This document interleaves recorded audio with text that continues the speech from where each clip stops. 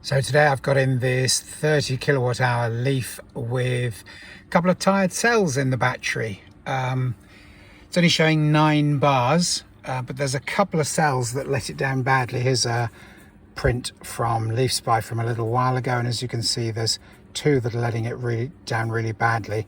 This one obviously is going to benefit from changing the module, this one probably 2 as well, but we're basically targeting at the moment these 2 worst cells, apart from anything else, because half decent cells are difficult to get hold of. This one is saying 69% there when I took the screenshot, but we're now on 67%, and the couple of modules that I've got from other packs are about 66, so I'm hoping this should be a good match. First thing we've got to do is have a look at the voltages within the cells, because we need to match the new ones or the replacement ones to the ones that are in the car. Now, as you can see on here, the average cell voltage is 3.856, but if I turn it off, you'll see that when they relax, that goes up very slightly. I'll give it a moment just to respond to what I'm talking about here. So it's not going to do it this time. Previously they've gone up by a couple of pointers, but anyway, 3.856 volts each. That gives us a target of just over 30 volts in total for the target. Obviously I'll do this accurately, so 2 modules is 8 cells, and I can work out the maths on 3.856 times 8 when I'm not fumbling with my computer. I'm just noting the figure down here as we're talking. Yes, so 3.856 volts is the average.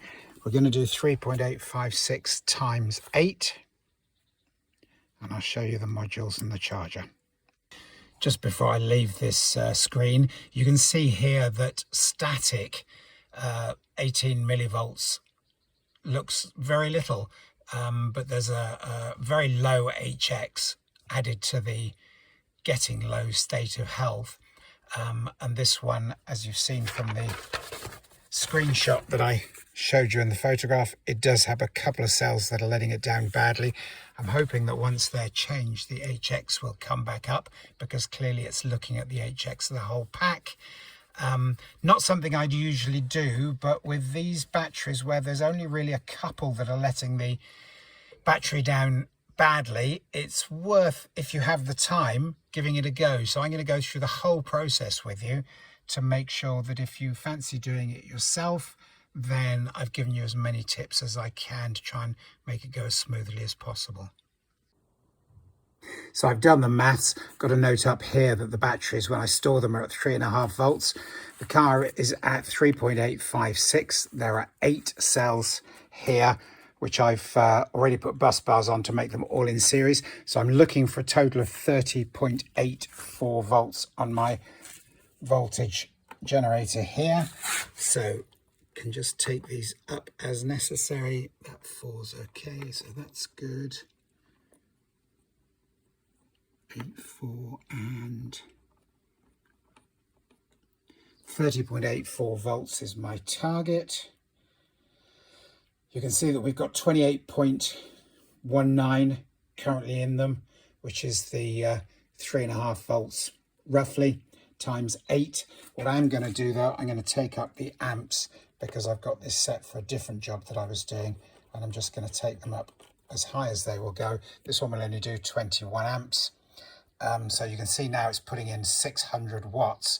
And what will happen as it comes up to the target voltage, then the amps will drop away, and therefore obviously the watts as well. And once it's got all 8 of the cells absolutely level and together at our target of 3.856 volts, the charging current will actually drop away to 0. And this is vital, because if you take the power off before it's gone to 0, then the volts will drop away, and then you won't have a balanced pack when you rebuild it, and it's going to take you forever to rebalance them. So I've put these on now to charge and get to the voltage that we're looking for.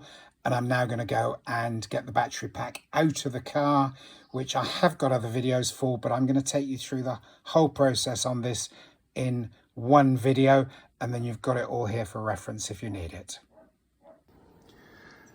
So having looked at my printout from LeafSpy and drawn some very basic straight lines down to the cell numbering to make sure my tired eyes don't get it wrong, my worst two are 15 and 35, but I can see next to 15 that 16 isn't the world's best, and next to 35, 34 isn't the world's best. Now those actually work very well because obviously the cells are in batches of 4. It's going to mean that I'm going to have a couple of cells, you can see them up alongside, that are not that good, but I'm going to do this as a demonstration for those of you that want to try and get away with the minimum number of cells. And then once we've done it, we'll go out and we'll stress test it again, and we'll see if the other cells that aren't quite as good are going to let it down, or whether just getting rid of these two, by far the worst, with obviously their associated ones next to them in the modules, will help us no end with the stress test. So we've only been going a few minutes on the cell charging, and you can see we're already up to 2966 or so, still at 21 amps, still at 622 watts. So it's still charging quite strongly, but as I say, as it gets to its target of 30.84, then the amps will back off and back off and back off until they basically come down to 0.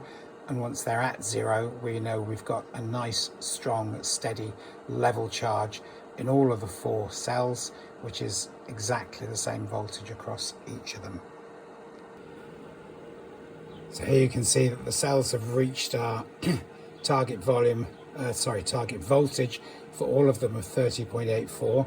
The current has already dropped off to 10.6 amps and the power down to 320 something watts. So it's tailing away as it makes sure that they're absolutely steady charged, properly fully charged at the voltage that we're looking for.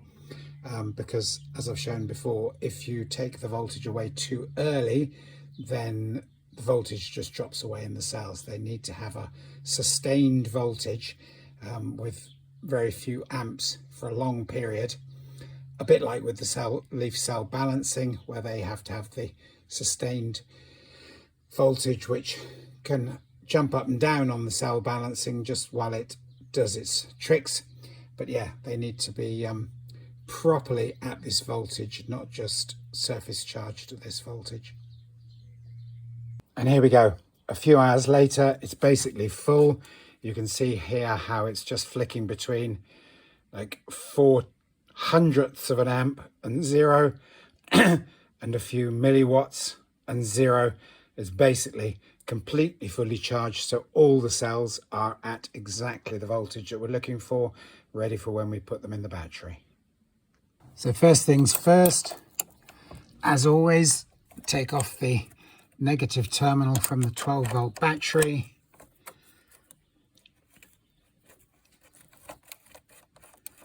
Very straightforward. Make sure it stays to one side so it can't drop back into connection. And then we're going to take off the main battery master cutoff on these early ZE1s. Sorry. And of course, we need to take out the battery master cutoff. These can get a little bit sticky with age. So what I like to do once they're out is just spray a bit of silicone lube onto them. But anyway, that's out. So I'm going to leave it on the floor there till I'm finished. Then I can put it back. So now that I've got the battery nice and safe, I'm going to send it up in the air on my ramp. You can do this on the floor, but I'm far too old and far too creaky to be rummaging around on the floor anymore. So I'm going to send it up to good working height, get the 3 plastic under trays off from the battery. I'm actually going to take the under tray off from underneath the motor on this one as well, because while it's here I shall do a diff oil change while it's up in the air. It makes it very easy. So So there we go. It's up in the air, sit it down on the safety stops and we're ready to go. So we only need 2 tools for taking off the under trays. One is a 10mm socket. I use it on an air ratchet because it makes it real easy. And the other one is the trim clip retaining tool. As a matter of interest, the trim clips often tend to just break with age. So I have here on the shelf these Romix ones, B22088, which I carry plenty on the shelf because obviously doing this regularly, don't want to get caught short. But yeah, it's worth equipping yourself with at least a few of these before you start, because sure as eggs is eggs, some of them are going to break while you take them out. So that's got all 3 of the battery under trays off. I like to use these little plastic bags that I can put the bolts and the plastic clips for each under tray in with each under tray, so when they go back there's no fumbling around trying to remember how many of each type of retainer go everywhere. So next job is to disconnect the high voltage cable. There's a couple of safety catches here, one here that has to be pulled back, then there's one in the side here that we have to release in order to get it to come this way, and when it's nearly fully released there's an extra one here to pull, and the CAN communication plug just twists off. This one's got the EV's enhanced translator kit in it, and therefore obviously a PTC delete cap as well. But obviously that can stay, as can the translator kit, so it's just a case of undoing these 2. Then I've got to undo the earth straps as well, because this is an early car that had the recall on extra battery earth straps. If I remember right, it's got 2 at the back as well. Yes, it does. So I'll take those off, take the electrics off, and then we're ready to drop the battery down. So there's 2 bolts at the back of the battery here. This one's a ZE0, so the brackets have had to be modified to carry the later types of batteries. But yeah, 2 bolts at the back here that I've undone completely and removed. The 8 retaining bolts around the battery perimeter, 2 on the front here and 3 each side. I've backed all of those off with a big power bar. Now I'm going to go and get my hydraulic movable lifting trolley, put it in position, and then once it's supporting the battery, ready to just buzz the bolts out with the buzz gun, and then I can lift the car up off the battery. So here we are, the battery is now resting on the lift and trolley. So all I've got to do is buzz out the 8 bolts that are around the sides, and then I can lift the car back up to a sensible working height, drop the trolley down, the lift on the trolley down, and then it becomes a sensible working height as a workbench as well. So there we are, the battery is now dropped down clear of the car.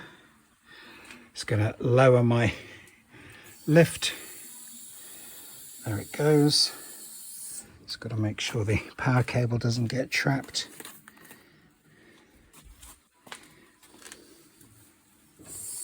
And that's now at a really good working height. So the next thing is to take out all of the bolts that hold the lid down. Then I've got to cut the lid off because this isn't one I've done before, and therefore it hasn't got my easy use tape on it. So yeah, next job. The 6 bolts that hold this aluminium pressure plate down, they give it the seal where the cut-off comes through the casing. Those 6 bolts have to come out too, so I'll probably start with those and then move on to the side ones. So there we go, the glue holding the lid down is all cut. The lid is off and it's now showing us all the modules. First thing to do on these obviously is to disconnect all the interconnecting cables, so we're dealing with a much more sensible voltage. Because we're only working on the back section here, it's going to reduce the amount of work I have to do. But yeah, I'll take off all the interconnecting cables, the one this side, the one that side, and then the signal cables. And then we're ready to unplug all the BMS wiring and get the big bolts and all the small bolts along the back here and also at the front removed, so that we can lift the thing up and take it out. First job I'm going to do is pull the BMS out of its mountings and unplug it so we don't go frying it. So I've got these 2 bits of tape ready, so as soon as I've got the high voltage cables here undone from the battery, I can insulate the cables, and then there's no risk of any sparks or any short circuits.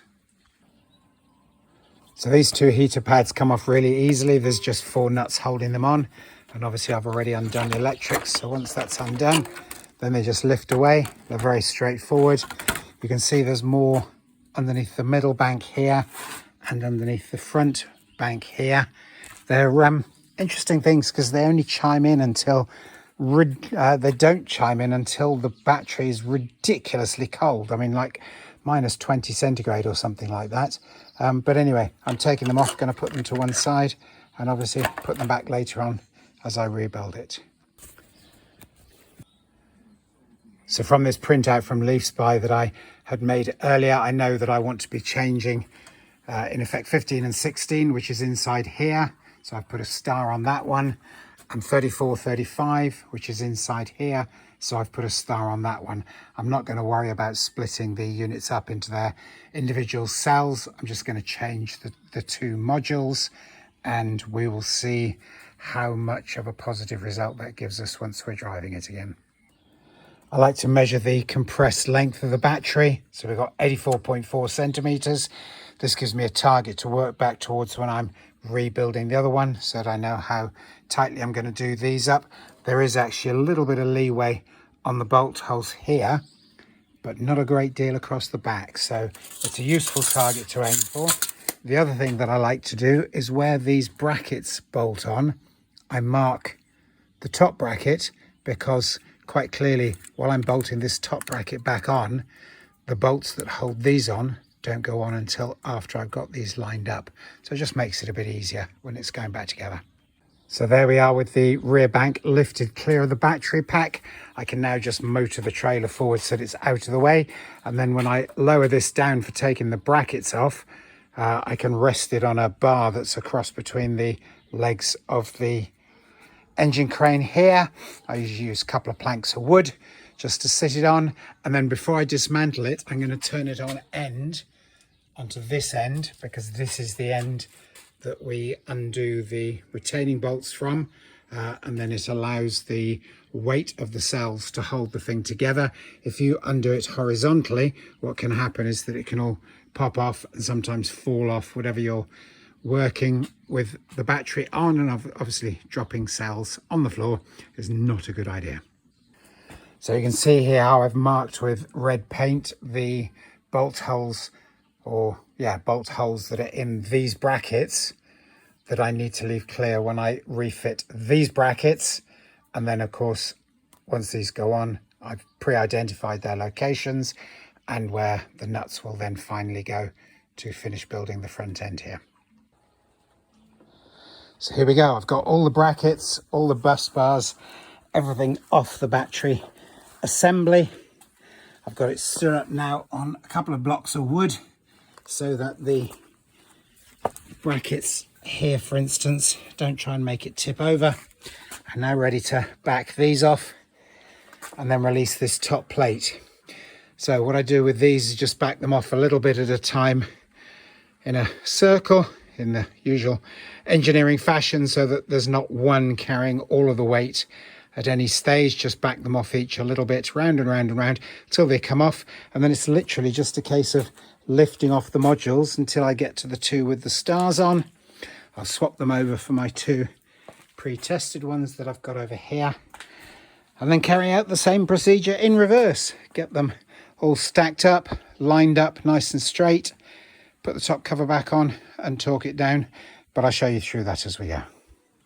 Very pleasingly, which is one of the ideas that I had deciding to rebuild this pack rather than strip it for spare parts or for solar storage, is that there's almost no swelling. If I hold this bolt up, you can see here how the thread sticks out really nicely, ready to have the nut on. So yeah, the cells have basically almost no swelling on them at all. So this bodes really well for a repaired pack. And there we go, 9 modules removed. I've got the faulty one here back to front. and the other faulty one I've put to one side. So now just going to rebuild it. I'm going to put them all back in their original places, only replacing the two that I starred earlier, so that all the rest of the cell data is an exact copy when we go to look at it on LeafSpy after it's got the replacement 2 cells in, to see whether or not this has worked well. Well, that was pleasingly straightforward. Because there's almost no swelling on the cells, I've been able to get all 4 nuts started just with the battery sitting here. I've used a straight edge down the sides of the battery, both on the long sides and on the back edge, to make sure they're all lined up nice and straight. So yeah, going to torque it all up and carry on with the rebuild. Now, doing the bolts back up is the same as when we undid them, so we do a little bit on each one in turn, going round and round and round and round. The really nice thing is that with this air ratchet, its maximum torque is basically the same torque that I needed to undo the bolts with. So I can just keep going round and round and round until it stops driving, and then everything's good. But I will double check the length that we measured earlier. We've still got that reading down on the bottom there. Once it's all tightened up, I'll double check the length is good before I go on putting on the rest of the brackets and the bus bar wiring, etc. So those are all torqued up now. You can see that there's the same amount of thread poking through this end as there was when we first started dismantling. So I'm just going to check the length, put that on there, and we've got the same 84.4 that we started with. So all is good. That's going to drop straight back in once I've finished rebuilding the brackets and bus bars, etc. Okay, so the bus bar assembly with the BMS sensor wires is all refitted correctly. Just a word of caution here. It's vital to make sure that you know which is the top and which is the bottom of the pack, because obviously picking it up, turning it around lots of times, it can get very confusing, because these terminals have to go up, and you can tell which is the bottom because these brackets go down. It's the same the other side, but it's in a slightly different position. But this is the lower edge of the battery, and therefore these are in the correct place at the top. Just going to put the white protective covers back on, and then the reinforcing bars, and then we'll turn it over and do the back as well. So here we are, lifted up, ready to refit. All the brackets are refitted, the heater pads are refitted, back brackets here is lined up, ready to go back in. So I'm going to wheel the trailer back with the battery pack on top of it and get it dropped back in. So here we go, lined up, ready to refit. There are some locating spikes which have got to come up into holes in these rear mounting brackets, which will help as we lower it down, but I just bring it down gently. Looks like it's quite nicely lined up, so coming down gently I can do any final lineups as necessary. So it's dropped down gently using the locating spikes. Just a quick check to make sure all the bolt holes line up. You can see all these thin ones across the back line up. The main ones at the sides, they're all good. So going to whack all the bolts back in and we're underway. Okay, so that's all the bolts done up, all the connections remade.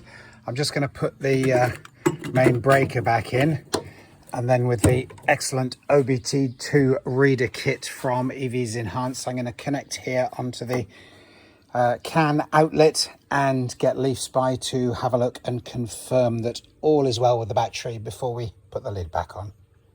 So this is the kit from EVs Enhanced. It has interchangeable connections on here so that you can read either these later batteries with the 3 ports or the earlier ZE0 batteries, because they have a slightly different connector on here. It's got a connector for the Bluetooth dongle, and obviously connectors for 12 volt plus and minus. So we'll get this connected, we'll fire at LeafSpy and we'll see what we've got. I've got these for sale for European customers, obviously. You can buy them from any EVs Enhanced reseller though, wherever you are in the world. They show on my price list, which I'll link in the description here. That same price list is always live on the internet, so everything is up to date with prices and stock quantities and so on. One of the many beauties of my homemade battery trolley stroke lift is that it has a 12 volt power supply for the motor, but obviously I can use that to power up the OBD2 system. I've got the Link 2 dongle plugged in. I have these for sale for European customers. They're on my price list, which is linked in the description. So I'm just going to fire up LeafSpy and we'll have a look and see how we're doing. So here we go with LeafSpy, got it hidden in here. Even though this is a dongle and phone combination that I use regularly, there are times when it takes quite a while to trace the dongle. So if you go into settings up here and then click on settings, scroll to the very bottom, there's a slider that you can move over to trace the ELM on the restart. So all you've then got to do, tell it it's done, close down LeafSpy, and then when you restart it, it will search for your ELM. Have to give it a minute. Sometimes it can take literally a minute. It's just coming now. You can see it's configuring. It's saying there's no data, although it's connected, because we also need to change in the settings. We need to change from being a model type to just the BMS motor inverter reading. So I've done that. Now when we say done, it's now connected and we're showing some figures.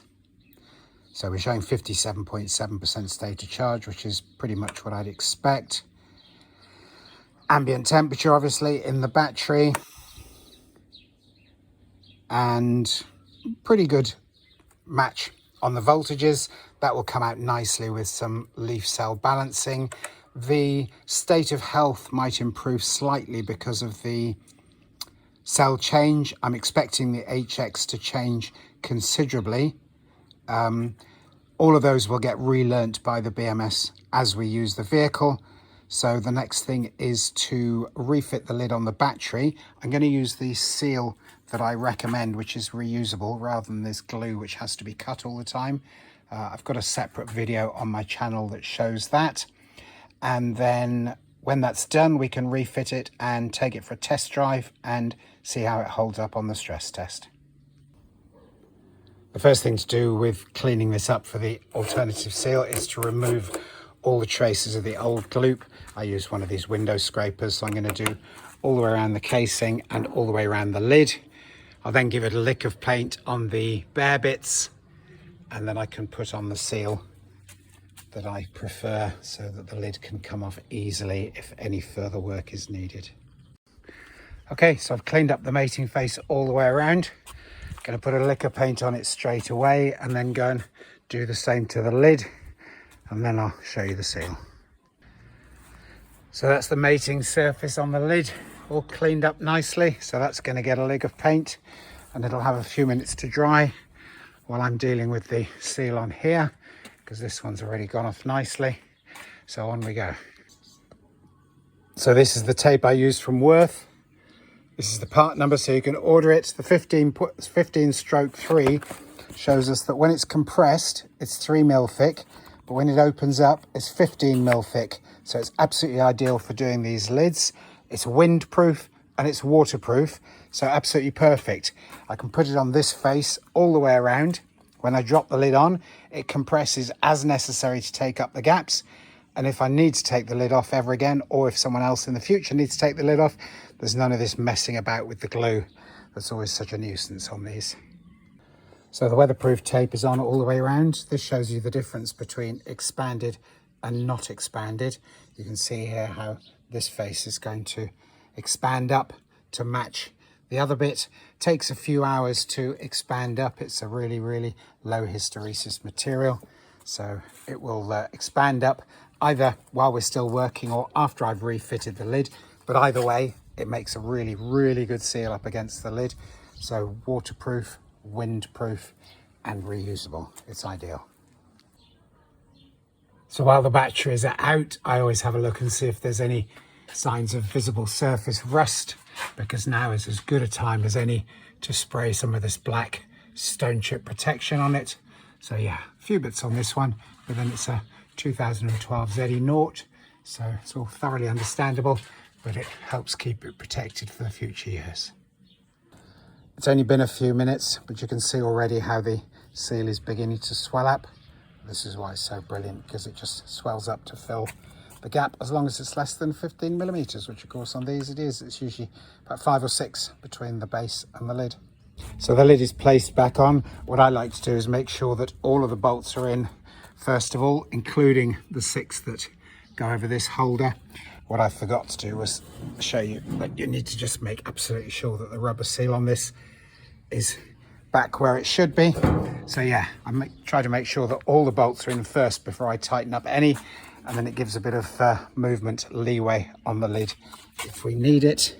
You might be able to see in here how the seal is already taking up the gap, but of course when I bolt it, the lid's going to come down and fit really tightly, so all good. I like to put a small smear of copper slip grease onto the bolts when I'm putting them back in. It does mean that if they have to come back out again, so there's a small smear on here. It's important to note that there are 2 different types of bolt. The 4 corners have these 2 types. The 3 along the middle each side have a shoulder on them like that, so don't get them mixed up, and then it holds the lid down properly. So all the bolts are now started in their relevant holes. The other nice thing with this seal is that it helps to push the lid up against these ones with the shoulders on, which means that the lid is really nicely located for when I do them all up. Now I'm just going to whiz them in with my air ratchet. So now it's time to refit the battery. I'm going to jack it up on the hydraulics first, and then I'll show you my very old school aligning tool, which helps to make sure it's as close to lined up as possible. And then as it goes in, I'll show you another couple of nice tricks to make sure it's really beautifully lined up when it comes to putting the bolts back in. So old school alignment, I've just got a string with a little hook on it hanging from the rear bracket here, and this shows me that I need the whole battery to go across that way a little bit, and because of the angle of dangle I need it to go forwards a bit, so I can just shuffle its position using the electric trolley first. Makes it much easier in a minute when I'm dropping the car down onto it. So there we go. You can see from the way the plumb string is basically just tapping against the back of the battery here. That's good enough in terms of the alignment to make sure that when I drop the car down, it's going to be really easy to finish the alignment and get the bolts put back in. So Nissan have provided some very useful alignment holes here, so that with a spike bar I can just move the battery around before the car sits on it tight, and then you can move it around until the bolt holes are all lined up. I get all 8 of them lined up ready to go, and then when I'm sure it's all started, then I can just zip up the bolts, lift the car and the battery up off the trailer, get the trailer out, and then finish tightening them all up by hand. So the bolts are all done up, compressor's running in the background. There we go, it's just finished because I used the buzz gun to zip them all up. So now I'm just going to raise the ramp, and the car will take the battery up with it, leaving the lifting trolley stroke trailer clear for me. I'll go all the way up to my working height, and then I can lower the trailer down, get it out, put the last 2 bolts in the back here, because obviously they kind of go up and down. You need the battery to be fully up before you try and refit them, and then it's just a case of doing up the earth straps, putting on the 2 electrical connectors, and we're ready to go for a start. So that's got the high voltage and the CAN connectors refitted. Obviously, as we've seen before, this one is a ZE0 car, so the PTC outlet is capped off with a PTC delete kit from EVs Enhanced. So what I like to do at this stage is just to let the car down, refit the master cutout on the battery and refit the 12 volt, just to make sure we've got a clean startup on the car, make sure there are no fault codes, and that the charging functions. And then when all is well, I just send it back up and I can quickly put the under trays back on, and then it's job finished. And here we go. So all come back up live, obviously because the battery's been disconnected, all my personal settings have been reset. So the miles, for instance, here, that because we're living abroad, I prefer to have in kilometers. The one touch on the driver's window will have stopped working, and there's a very good chance that the clock, inbuilt clock, is completely wrong, as it has been since September. On these ones, the dash clock is manually adjustable within the settings here in the middle where it says exit because I've left the door open. Let's just scroll through. Here we go. In settings, there's a section for setting the clock, which makes life nice and easy. On these earlier cars, since the AZE0, that's automatically done. But yeah, this one often loses its memory when the power is down. So I have a video on my channel for resetting the clock in here. I have videos on my channel for resetting the clock here and the settings, so the miles to kilometers, Fahrenheit to centigrade. And there's another video that covers the resetting the one touch on the window as well. But basically, all is good. I'm going to reset some settings while I'm here and then just pop it on to charge up to 80%, which is our standard setting. And then we're going to take it for a test drive. So we're charging fine. I can hear the coolant pumps running, which means that all is well. Pleasingly, the millivolt difference is already coming down to 40 from 44 already by the time I'm putting some charge in it.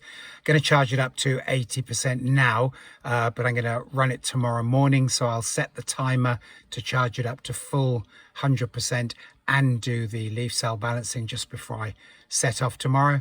I can see it's just dropped back down to 44 as well. So yeah, a few sessions of leaf cell balancing up to 100% and then give it an hour after that with power still applied. That should resolve that for us. So all the under trays are now refitted. I've done the diff oil as well while it's up in the air, and I've checked the front wheel bearings and front brake pads and fitted the summer wheels and tyres. So all in all, good day's work, ready to finish charging and go for a test drive.